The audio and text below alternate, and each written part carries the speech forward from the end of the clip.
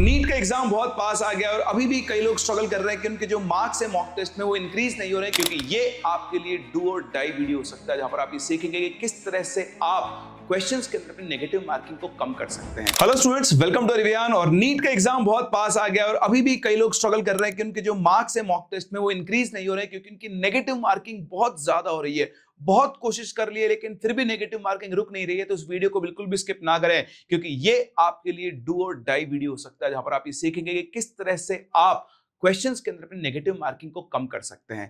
किसी भी चीज का सॉल्यूशन ढूंढने से पहले हमें प्रॉब्लम स्टेटमेंट को बहुत अच्छे से देखना आना चाहिए। और क्यों होती है हमसे नेगेटिव मार्किंग, उसके बहुत सारे कारण हैं, लेकिन उनमें से टॉप 10 रीजंस हैं ये, और आप भी इन्हीं में से कोई ना कोई या सारी की सारी गलतियां भी कर रहे होंगे। सबसे पहले पूरा पेपर करना है। हर नीट एस्पिरेंट का एक ही मोटो है, 180 के 180 क्वेश्चन अटेम्प्ट करके आऊंगा। ऐसा हो ही नहीं सकता कि मैं कोई क्वेश्चन छोड़ के आ जाऊं। और हर मॉक टेस्ट में आप यही करते हो। और सबसे पहला और सबसे बड़ा कारण है आपके नेगेटिव मार्क्स आने का कि आपने आज तक क्वेश्चंस को छोड़ना नहीं सीखा है।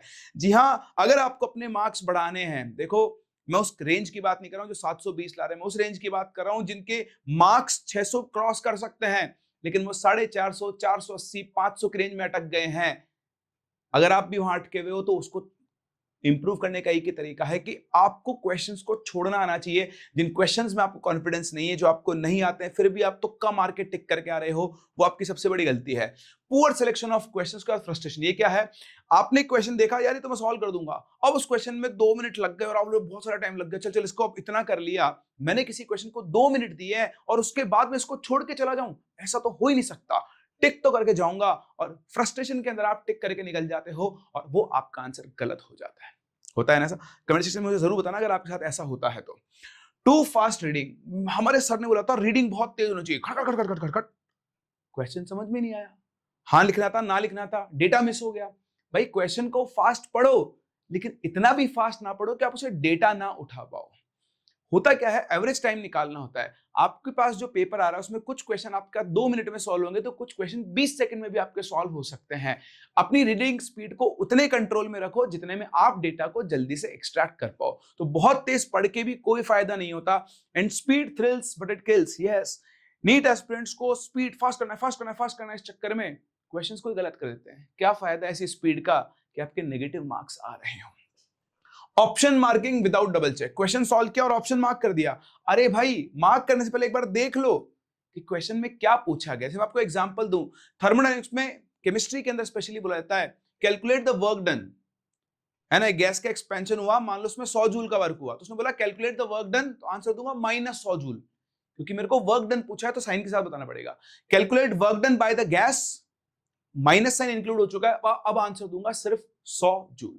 तो एक बार क्वेश्चन का आंसर मार्क करने से पहले एक बार ढंग से पढ़ लो कि कवि आपसे पूछना क्या चाह रहा है।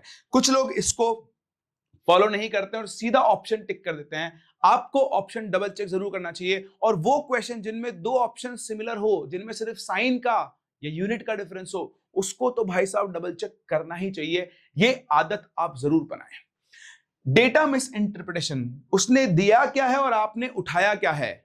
डेटा मिस इंटरप्रिटेशन एक ऐसी चीज है जिसकी वजह से आपके क्वेश्चंस में नेगेटिव मार्किंग आपकी होती है।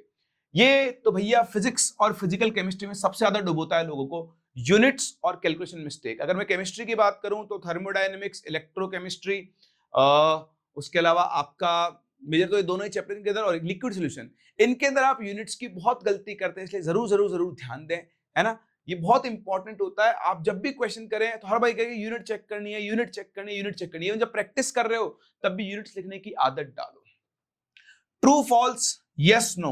यस मतलब इसका क्या है कि ट्रू को फॉल्स आंसर देना था, ट्रू, पर जल्दबाजी में भाई मोस्टली क्या होता है, ट्रू होता है। एंटी इस बात को जानते हैं, बहुत समझदार है, वो which are the following false है या नॉट है वो लगा के पूछता है। और क्योंकि जनरल हमारी टेंडेंसी है कि हम ट्रू का ही आंसर देते हैं, बहुत तेज चलते हैं, इस वजह से भी गलती हो जाती है। तो क्वेश्चन को ध्यान से पढ़ लें। इसमें आप अंडरलाइन का तरीका निकाल लो या बक्सा बना लियो कि भाई फॉल्स लिखा है तो उसमें बॉक्स बना लिया, और ट्रू लिखा है तो उस पर बॉक्स नहीं बनाया। कोडिंग जनरेट कर सकते हो अपनी, और उसका फॉलो कर सकते हो अपने मॉक टेस्ट पे। अर्ली क्वेश्चन परसेप्शन, ये बड़ा खतरनाक होता है। मैंने ऐसे ही एक क्वेश्चन किया था और उसमें ये पूछा था, जबकि उसने क्वेश्चन पूछा कुछ और होता है। आप पूरा लाइन लास्ट लाइन पढ़ते नहीं हो, क्या पूछा है, हाँ इसमें तो पीएच ही पूछता है, पीएच आ गई, सॉल्व कर दिया, आंसर निकल गया, चलो आगे। परसेप्शन नहीं बनाना कि उसने यही पूछा होगा। आप तो क्वेश्चन पढ़ो और पता करो कि आपसे क्या पूछा। अभी मैं कुछ क्वेश्चन के एग्जांपल भी आपको लेके दिखाता हूं, क्या क्या आपसे नीट 2026 में पूछ सकता है और आप कैसे गलतियां कर सकते हो। रिकॉलिंग आंसर, ये बड़ा खतरनाक है। ऐसा क्वेश्चन मैंने देखा था, उसका आंसर सी था और उसके जैसा मिलता जुलता ऑप्शन ए में दिख रहा है, टिक कर देता हूं, सॉल्व नहीं करना पड़ेगा। अरे भाई, यहां कोई गेसिंग गेम थोड़ी चल रहा है। रिकॉल नहीं करना है अनटिल एंड अनलेस आप 100% श्योर हो कि आपको अच्छे से ऑप्शन याद है। रिकॉल नहीं करना है कि उस क्वेश्चन का वो था, उतनी देर में आप उसे सॉल्व कर लो, आप आराम से क्वेश्चन सॉल्व करके आ जाओगे। टाइम मिसमैनेजमेंट, ये क्या है? आप शुरू में तो बहुत ज्यादा टाइम देते हो क्वेश्चन सॉल्व करने में, लास्ट में जब आपका टाइम नहीं बचता है तो खटाखट खटाखट क्वेश्चन आंसर आ रहा है नहीं आ रहा है, ऑप्शन बी, हाँ लग रहा है ऐसा, ऑप्शन सी। यह टाइम मिसमैनेजमेंट। सोचो आप फिजिक्स का पेपर सॉल्व कर रहे हो, आपने सवा घंटा 1 घंटा 20 मिनट खर्च कर दिया, अभी आप 30वें क्वेश्चन पर ही पहुंचे हो, तो अगले 10 मिनट 15 मिनट में आप बाकी के बचे हुए 15 क्वेश्चन सॉल्व करना चाह रहे हो। सोचो 30 क्वेश्चन सॉल्व करने में आपने करीबन 1.5 घंटा सवा घंटा लगा दिया और बचे हुए 15 क्वेश्चन, बचे हुए 50% क्वेश्चन, 30 का आधा 50% आप 15 मिनट में सॉल्व कर दोगे? नहीं हो सकता ना। इस केस में आदमी गलती करता है। मत करो भाई, नहीं हो रहा, वो 15 छोड़ भी दोगे ना तो भी आपके -15 मार्क्स बच चुके हैं, क्योंकि उन 15 में भी आप गलतियां करोगे ही करोगे। वो ये 30 आपने किए, उन्हीं मार्क्स में से लेके जाएंगे वो।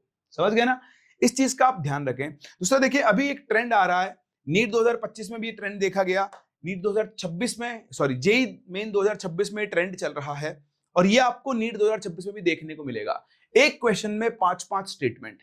अब इनमें टाइम लगता है, आप इनको कितना भी जल्दी पढ़ लो, आपको हर स्टेटमेंट को चेक करना पड़ेगा। तो ऐसे केसेस में ऑप्शन एलिमिनेशन को आपको जरूर जरूर जरूर फॉलो करना चाहिए। जैसे एक क्वेश्चन है, nitrogen in oxygen states from +1 to +4 disproportionates in acid medium. मुझे पता है कि ये स्टेटमेंट बिल्कुल सही है, एनसीईआरटी की लाइन है। अगर आप देखोगे HNO2 डिस्प्रोपोर्शनेट होता है फॉर्मिंग HNO3 + NO। अगर आप कॉन्फिडेंट हो मेरा ए सही है तो वो ऑप्शन देख लो जहां पर ए नहीं है। एक ऑप्शन गया, दूसरा भी गया, सी और डी में से एक आंसर होगा। समझ पा रहे हैं? अब ई दोनों जगह है तो ई सही है भाई साहब, है ना। अब कौन बचा? सी। सी चेक कर लो, NN single bond stronger than P, बिल्कुल गलत है। तो मेरा करेक्ट आंसर क्या हो गया? Option number D. मेरा टाइम भी बच गया, मुझे 5 स्टेटमेंट सॉल्व भी नहीं करने पड़े और मेरा आंसर भी सही है। समझ पा रहे हैं?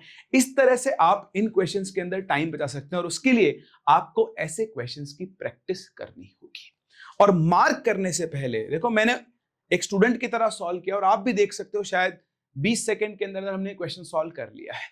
ऐसे ही आप भी इन क्वेश्चंस की प्रैक्टिस करें और हर बार आंसर मार्क करने से पहले अच्छे से देख ले कि आप सही आंसर टिक करें या फिर नहीं।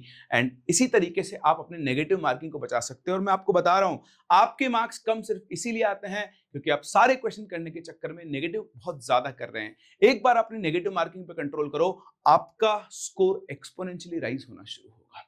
आई होप आपको ये चीज समझ में आई होगी कि कैसे आप अपनी नेगेटिव मार्किंग को कम कर सकते हो। इन 10 गलतियों के ऊपर ध्यान दें, कॉन्शियसली आप इनमें से जो जो गलतियां कर रहे हैं उन्हें लिखें और हर बार मॉक टेस्ट देने से पहले या रियल एग्जाम देने से पहले इन गलतियों को पढ़कर जाएं कि मैं ये गलतियां अब नहीं करूंगा, मैं ये गलती नहीं करूंगा, मैं यूनिट की गलती नहीं करूंगा, मैं ढंग से क्वेश्चन को पढ़ूंगा, जल्दबाजी नहीं मचाऊंगा। हड़बड़ाहट की वजह से ही सबसे ज्यादा गलतियां होती है। बस इन चीजों का ध्यान रखें और आप अपने टारगेट स्कोर तक आराम से पहुंच सकते हैं।